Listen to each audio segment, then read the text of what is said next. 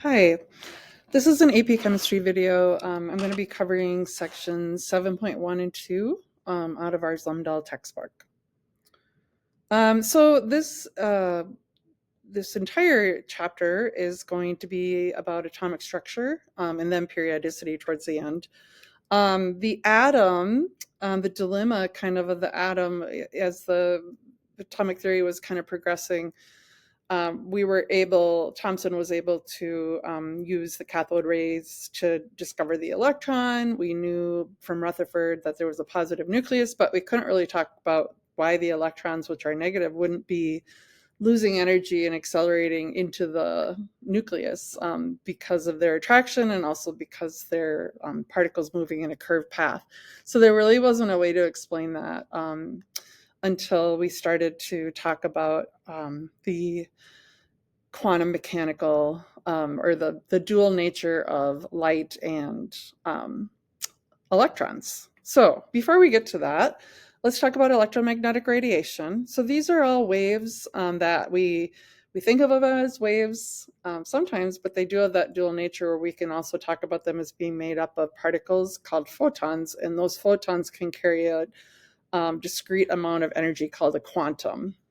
So electromagnetic radiation, you can see here that it ranges from radio waves to gamma rays. We tend to, in at least high school AP chemistry, we focus on the visible light spectrum, but all of these are waves that travel at the speed of light. And because of that, we can use this equation where c is the speed of light.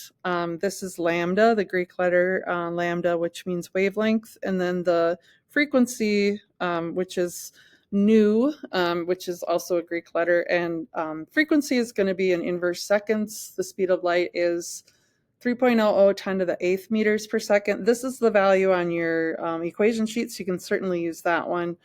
And then the wavelength has to be in meters if you're going to use this value. If you want to remember this one for the nanometers, because our visible light is typically given in nanometers, but then you have to convert it to meter to use the formula. So I will just do an example with you. So this is the red in the firework can have a wavelength of 6.50 times 10 to the second nanometer, so 650 nanometers, and I want to know what the frequency of that color is. So whenever I do a problem, I'm always going to write out my equation. I'm going to substitute in, and I do need to convert this to meter. And you can do this within the problem if you want. You can just show it without showing any work, but I am very visual. So I know from my equation sheet that 1 nanometer has 10 to the negative 9th of a meter. So I am going to calculate my wavelength then as 6.50 times 10 to the negative 7th of a meter. I'm just going to move some of this around. So let me get this out of the way. Make that smaller. So now I'm back to my equation over here and substituting in 6.50 10 to the negative 7th meter, and then I'm solving for frequency. When I do this, I get 4.60 10 to the negative 14th inverse seconds, 1 over second, also known as hertz. So that is the frequency of that particular red color from a firework.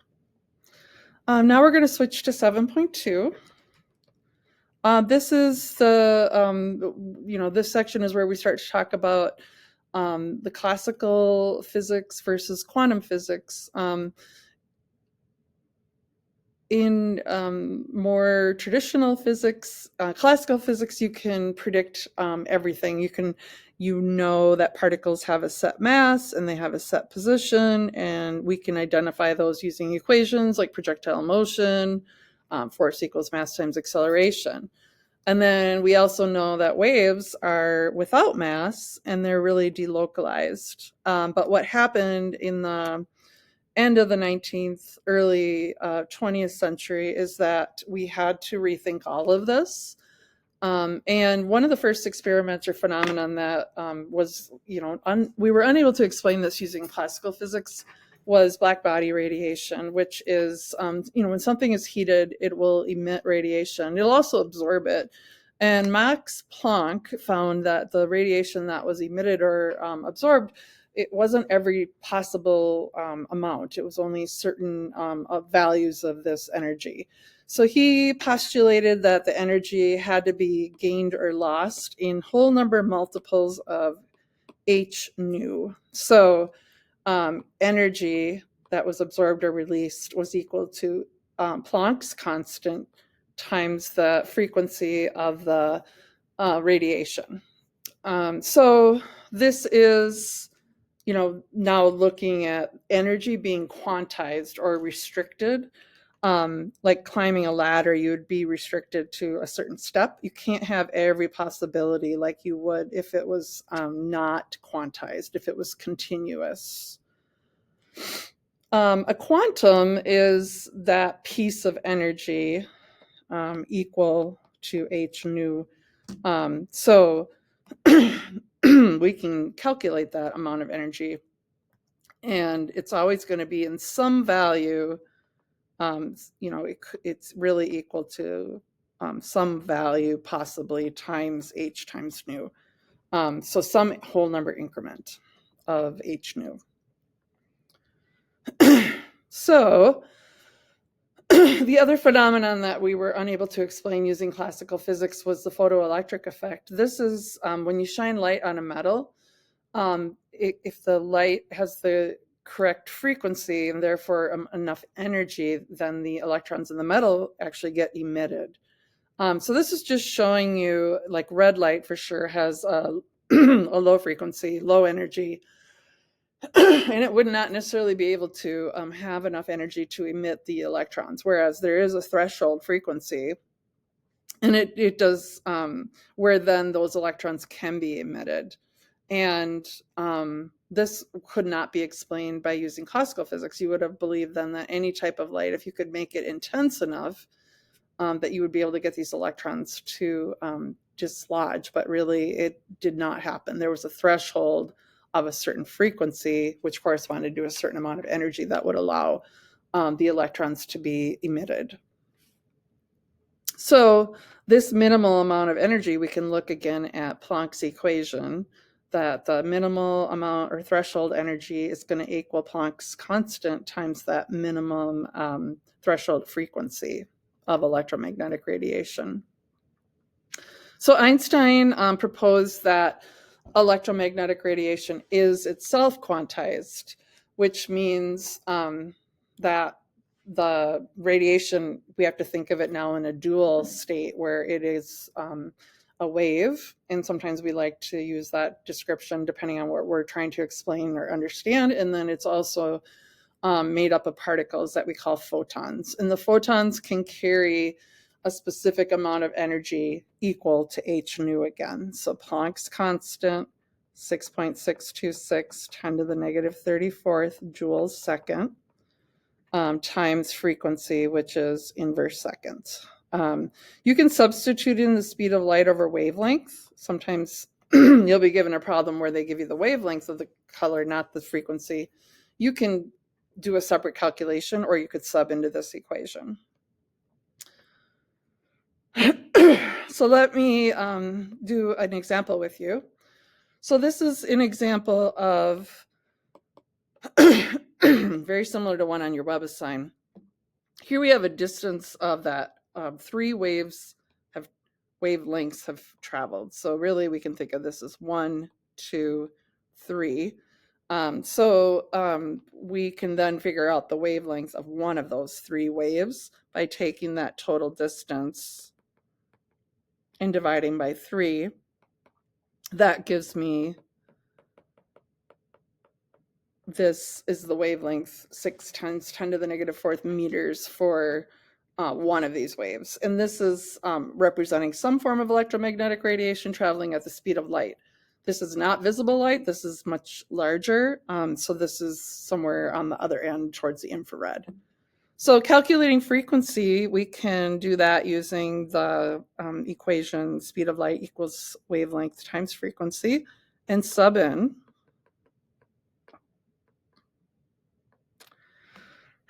And when I solve for frequency, I'm going to get 5 times 10 to the 11th hertz, or inverse seconds. So calculating energy of a photon, I'm going to take Planck's constant times that frequency.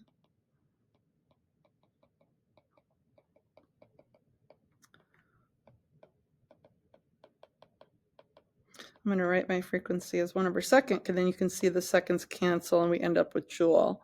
So I end up with 3.31 10 to the negative 22nd joules, and that is per 1 photon. So in the question letter D, they want to know how many kilojoules that would be per mole. So I'm going to show you that I would use dimensional analysis. And I would write the fact that this is how many, anytime we use H nu, that's how many joules per 1 photon.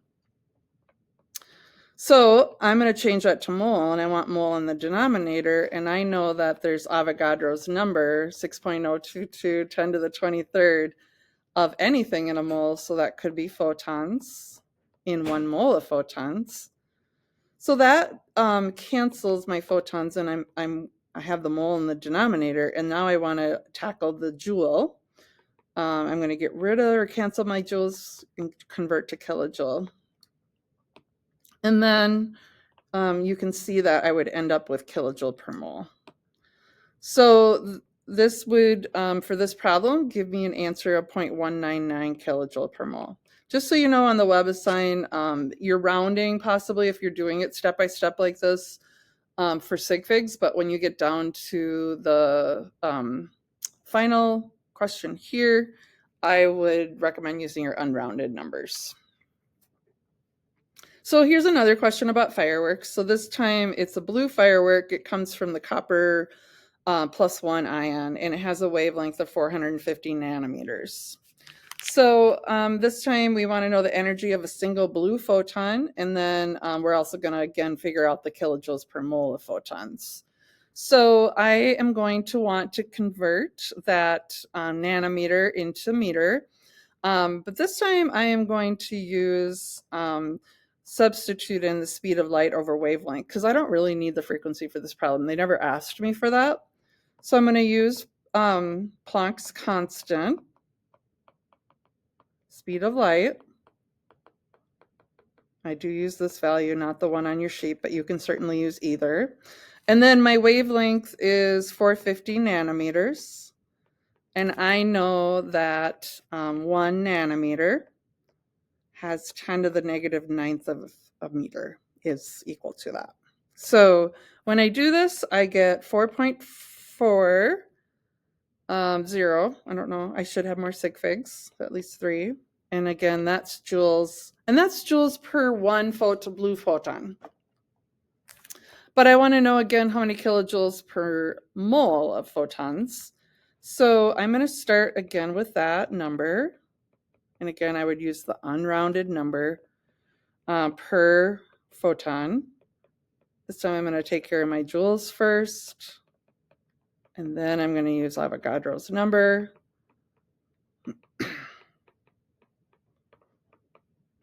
And then you can see joules cancel, photons cancel. I'm in kilojoule per mole. And when I do this, I probably should put it in my calculator because I can't read my writing. I have 266 kilojoules per mole. But let's see if I did that right. 4.4 to the negative 19th.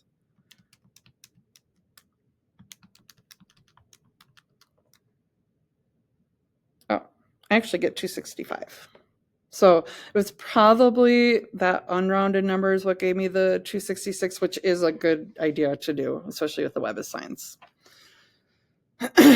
So one more question. So this is relating this to ionization energy. And if you remember, ionization energy is the amount of energy that is required to remove a valence electron from an atom that's in a gaseous state. So So in this question, we know the ionization energy of gold. This is the first electron being removed, is 890.1 kilojoules per mole. We're wondering then is if we were to emit or if we had a wavelength of 225 nanometers, would that be enough energy really then to ionize this gold atom? So in this question, I'm going to solve again for the energy of this particular wavelength of light. I am going to sub in the speed of light over lambda. So I'm going to, and you should definitely pause the video. Sorry, there's no one there. And try this part on your own. So because they're very similar, it's just the ending that's a little different on this one. And then I'm going to be dividing by my nanometers again, which is really going to be multiplied by 10 to the negative 9th over 1. So that really gives me 2.25 10 to the negative 7th for my wavelength. So when I calculate this, I'm going to get, again, I hope my sig figs are right. I don't know why I don't have a third one there. So I'm going to get this many joules, and that's how many joules per 1 photon of this particular wavelength of electromagnetic radiation. So I am going to do that similar conversion again. I'm going to use Avogadro. There's that many photons in 1 mole of photons. There's 1,000 joules in 1 kilojoule. So I end up with an answer of 532 kilojoules per mole. So ultimately, they're asking me whether or not this particular wavelength of light, it may not be visible light, by the way, but this type of, this probably isn't visible light. It's actually more likely in the UV part of it. But does this electromagnetic radiation have enough energy to remove or ionize the electron for the gold atom? And my answer would be no, because this value is less than the ionization energy, the energy that is required. So the answer is that no, we don't have enough energy to ionize the gold atom. So I hope that helps. If you have any questions, make sure you don't hesitate asking me in class.